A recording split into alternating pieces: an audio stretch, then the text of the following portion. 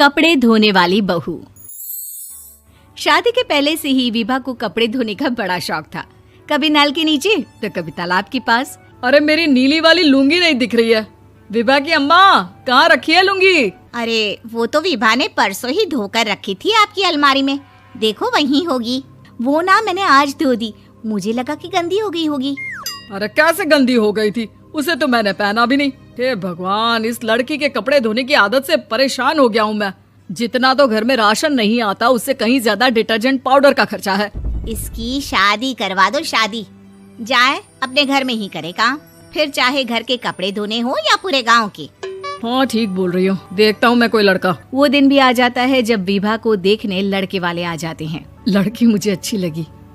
होने वाली सास कहती है, बेटी अगर कुछ पूछना है तो पूछ लो। वैसे तो हमारी लड़की बहुत ही शर्मीली है, जो बोल दो वो मान लेती है, इसे क्या पूछना होगा। अरे कैसी बात कर रही हो माँ, मुझे इन लोगों के घर रहना है, सवाल तो कई है। हाँ हाँ बेटा, पूछ लो ना, क्या पूछना है। आप लोगों के घर कपड़े कौन धोता है? सास का मुंह बन जाता है।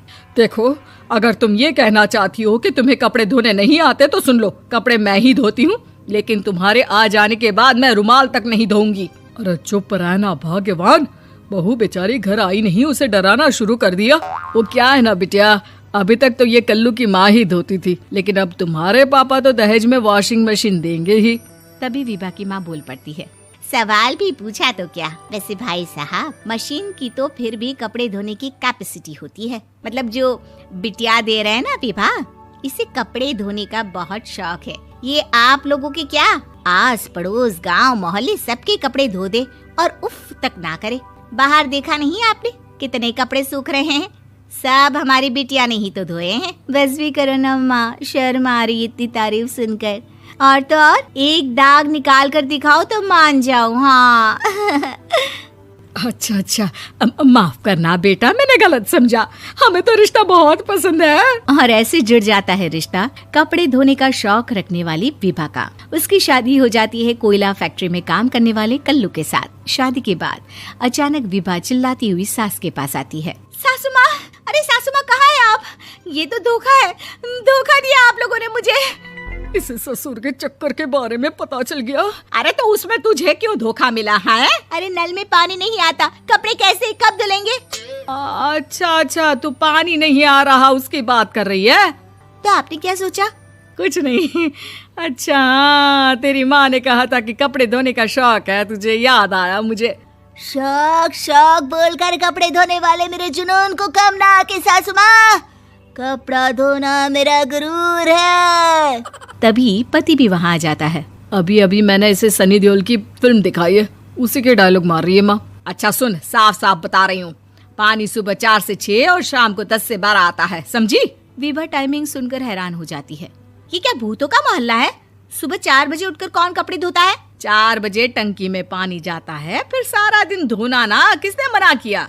अरे कैसी बात कर रही हैं? 200 लीटर की टंकी में कितने कपड़े धो लूंगी मैं, सुबह ही उठ जाऊंगी मैं। अब क्या था, विभा सुबह 4 से लेकर रात के 12 बजे तक कपड़े ही धोती रहती। एक रोज सास पड़ोस से निकलकर कहीं जा रही होती है कि साथ वाली कहती है, हाँ कल्लू की माँ, जरा ये बताओ कि 2 साड़ी है, 2 ब्लाउज और एक पेटीकोट और एक नाड़े वाला लंबा कच्छा। हाँ तो? अरे तो क्या, कितना लोगी धुलाई ये बताओ। धोबन दिख रहे हैं हम क्या?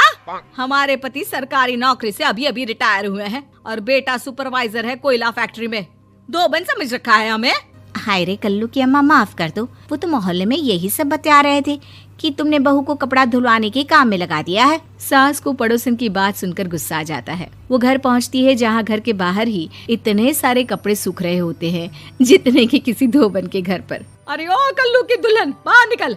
माँ जी यहीं आ जाओ, बाथरूम में चादर धो रहे हैं हम। अरे अभी हम धोते हैं, तुमको बाहर निकलो। ये आस पड़ोस वाले बोल रहे हैं कि हम बहू से कपड़े धुलवा कर उसे कपड़ा धोने वाली बना दिए हैं।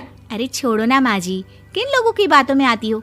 आस पास के लोगों का तो काम ही होता है कि वो किसी तरह सास बहू को लड़ा दे।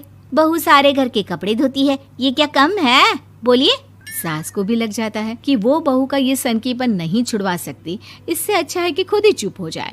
एक रोज सास और बहू मंदिर जाते हैं, जहाँ सास की साड़ी वहाँ खड़ी भीख मांगने वाली से मिलती है। माँ जी क्या बात है, आपकी साड़ी उस भिखारन से कितनी मिल रही है ना? हाँ हाँ देखो तो दोनों की साड़ी मिल रही है। क्या बात है कल्लू की अम्मा, तुम खुद को तो अफसर की बीवी बताती हो और ऐसी सिंपल सी प्लेन साड़ी पहनकर घूमती हो। सिंपल और प्लेन नहीं है ये साड़ी। तो क्या सोने के धागे से फूल बने हैं? कुछ भी सासू माँ, कुछ भी।